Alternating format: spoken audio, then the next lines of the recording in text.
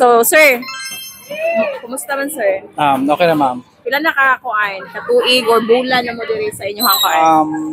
I think 1 year nakapin. 1 year nakapin. Pero sa mo ang business sa takoyaki, Dire? 4 years. Kung diri sa Kaning atong kuan, night market. 1 year. So 1 year na niya itong night market. Oh, dugay na di ay no. So ubay-ubay na sila na income diri og nasapi. So sir, kaning mo ni mo wife da sa Luyo, nagpakaon yes, sa baby. Hi, mom. So dili magpa-interview si ma'am kay camera shy. Camera shy daw ko na siya. So yang bana, yang gibala. Yung murag dili maulaw. Sir, kanang ha? Baga-baga tanaw naman. Baga-baga daw siya ginaw. Sir, pila inyong anak? Duha. So unsay name na to? Raymond. Revillesa. Taga-asa mo, sir? Taga Usamis. Akong misis may taga dire. Taga diri ra sa sentro. Maranding, sa Maranding. Diri unsa nga purok? Purok Bulahan. Purok Bulahan. Shout out sa itong mga taga Purok Bulahan, sa mga silingan nila, no?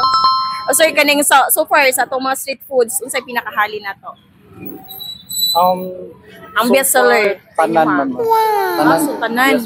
Everyday tanan lagi mo palit. Hala, so mahurot yun itanang baligyan ninyo. Dili po everyday na usahay. Lingaw. Usahay. Hurot-hurot. Okay, so nagtakoyaki ka, sir, no? Yes, ma'am. Unsa may naa sa imong takoyaki nga wala sa uban? I think sa takoyaki sa flavors siguro man. Amo kay daghan magmig mga flavors. Like sa mo ang takoyaki na may 5 flavors. Ang uban siguro mga duha or isa. Okay, so inyong hagi 5. Yes. So wala gitipid. Para kuan pud ba? So ang sauce, namo siya sauce, di ba? Naa ma. So ikaw regay mo. Yes.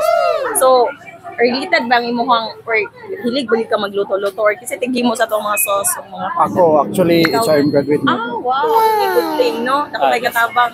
So wala ka nag-apply nagsariling business na lagi ka, sir? Oo.